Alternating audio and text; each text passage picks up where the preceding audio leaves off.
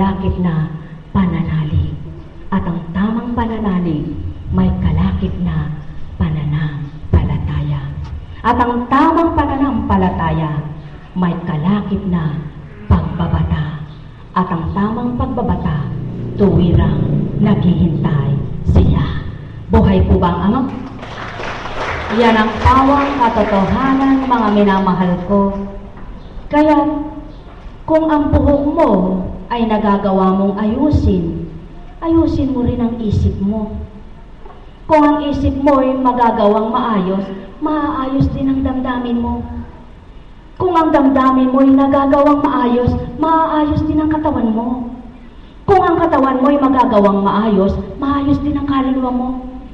Mga minamahal ko, kung nababatid lang ng tao ang pawang katotohanan, mangmang ka man sa sanlibutan, tatalino ka sa lahat ng kaukulan. Kung ang Ama, Anak at Espiritu Santo ay sa tuwina'y sinasaalang-alang mo at pinahahalagahan sa buhay mo. Buhay po ba ang Diyos? Ang may pandinig ay nakarinig. Buhay na buhay po ba ang Diyos? Yan po ang pawang katotohanan.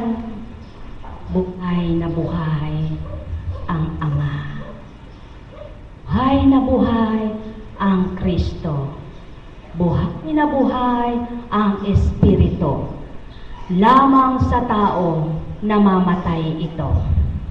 Kapag wala kang inapuhap kundi ang kalooban mo, namamatay ang damdamin mo ukol sa Espiritu. Kapag wala ka nang nasa kundi ang pangarap mo, na ikay magtagumpay sa buhay, na ikay makapag-abroad, na ikaw ay ganito, etc., etc., ngunit wala kang pangarap, na busugin mo ang kaluluwa mo, kulang ang pangarap mo. Subalit kapag sa pangarap mo'y kasama ang pagbusog ng kaluluwa mo, hustong-husto, tamang-tama, akmang-akma ang layunin mo tao, sapagkat matalino kang matatawa. Ang taong walang gustong busugin at masyahan kundi ang katauhan, mangmang. Sapagkat kung matalino ang tao, ipagkakaloob niya ang buong lakas na magagawa niya, parang kanyang kaluluwa ay mailigtas iyan. Buhay ba ang Diyos? Subalit, sinong tatanggap nito? Magagalit kay Apo Kunching. Sasabihin, yung Apo Kunching na yan, bakit sasabihin niyang mangmang?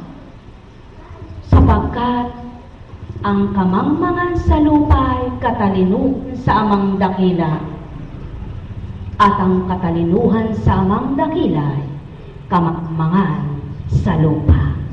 Kaya nga, kung layo mong magkapwa-talino ang nasayo, di lamang ang sanlibutan ang nasahin mo, kundi magnasa ka ng kaparoon sa kaharian ng Ama. Kung ang gagawin mo lamang kalupaang gawain, hindi kasama ang kaluluwa mo. Subalit, kung kasabay at kalinsabay mong pangarap sa buhay, ay kasabay mo ring hinahanap ang katwir at kalooban ng Ama, ikaw ay paroroan sa Kanya. Katotohanan ang tinuturan ko, ang may pandinig ay nakarinig. Subalit ilan ang tatanggap nito, at ilan ang tuwirang may galak sa pakikipagtotoo. Ilan ang tuwirang magiging tama ang akmang salita ko, at ilan ang magiging ganap sa kalooban niya ang pagtanggap. Ang may pandinig ay nakarinig. Buhay po ba ang Diyos?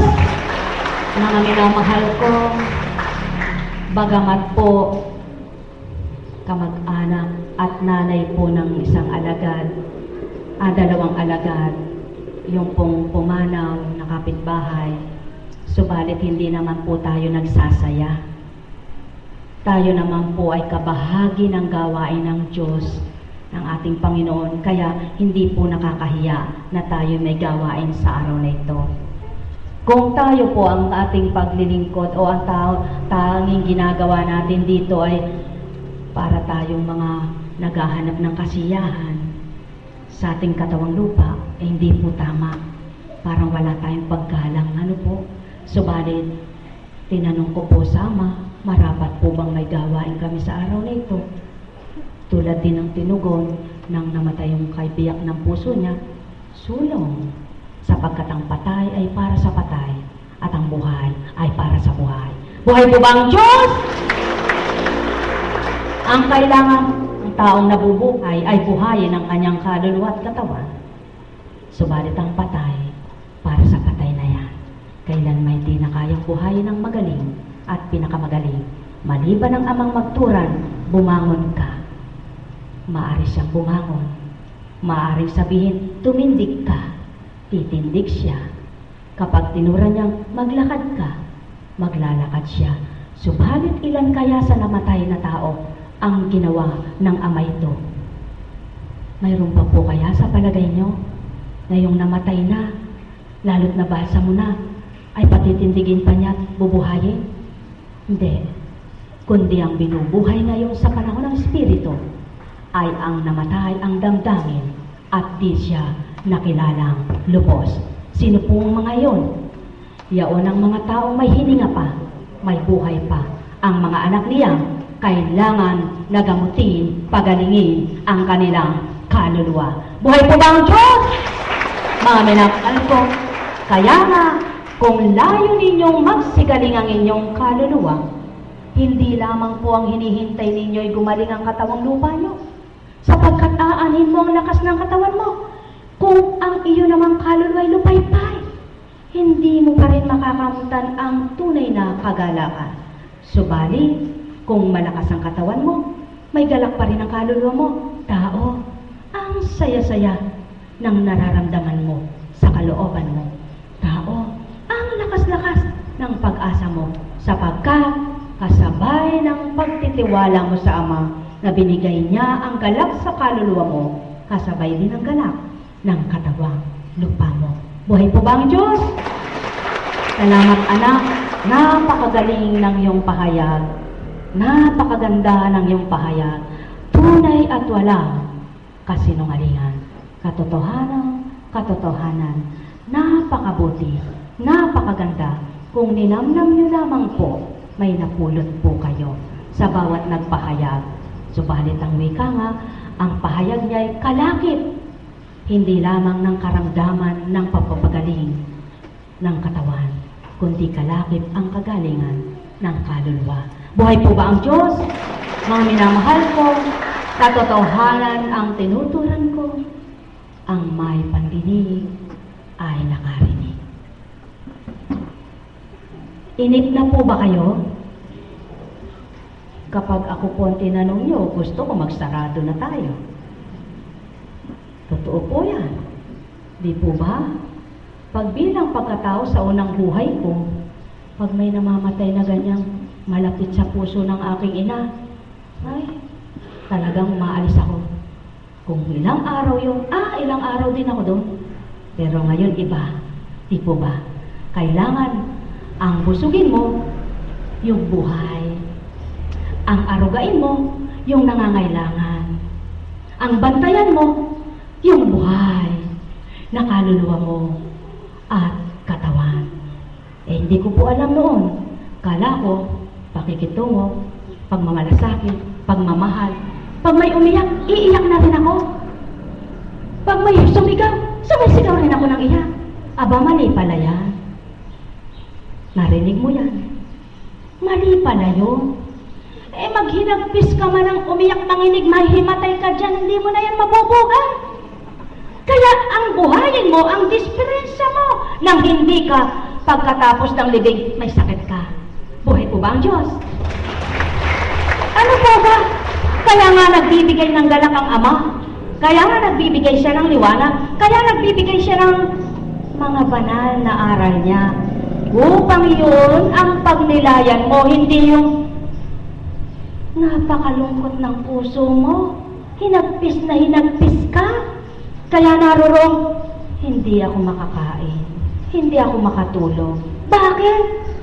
Nakikita pa ba nung patay na hindi ka kumakain? Nakikita pa ba nung patay na di ka makatulog? Baka sabihin pa ni Satanas sa'yo, kasunod ka na. Buhay pa ba ang Diyos? Kapag nakita ng Panginoon na may galak ang puso mo't inyalay mo sa Kanya ang lumisan sa iyo, sasabihin, yan ang anak ko. Batin niyang katotohanan, may hangganan ang buhay. Buhay pa ba ang Diyos? Kaya mga mahal ko, ang buhay ay buhay, ang galak ay galak, subalit walang tuwirang galak kapag ang kulang sa buhay mo ay ang Diyos ng liwanag. Ang may pandinig ay nakarinig. Buhay nga po ba ang Diyos? Yan po, yan ang pawang katotohanan, mga minamahal ko. Saan ka naman yung hinagpisay kunwari lang? Makailang buwan nag-aasawa na yung nabalo. Hindi pa nakababang luksa ay nagsasaya na. Totoo ba yung hinagpis? Ang totoong hinagpis, inyaalay mo sa Ama ang bawat araw ng pamilyang naiwan. Di mo man mahandugan sa panalangin kasama mo araw-araw. Buhay po ba ang Diyos? Palaho ka ng iyak habang nakaburo maraming nakakakita. Nung wala nang nakakakita, minumura mo na ang pamilya. Buhay ba ang Diyos? Tamang-tama po, di po ba? Yan ang nagaganap sa lupang ito, di po ba? Kunwari eh, mahal daw, sasabihin pa. Pag-alis, bahala kayo sa buhay nyo. Di po ba? Kaya't maraming ulila ang napapabayaan. Sapagkat hindi totoo ang pagmamahal. Lalo't higit, na yung kalahi ko, wala na akong pananagutan sa kanya. Ang di niya alam, hanggang kaapu-apuhan ng lahi niya'y nananaligtay ang dugo at man. Buhay po ba ang Diyos? At di lamang yaon, nananaligtay din ang Espiritu ng Ama sa bawat anak niya.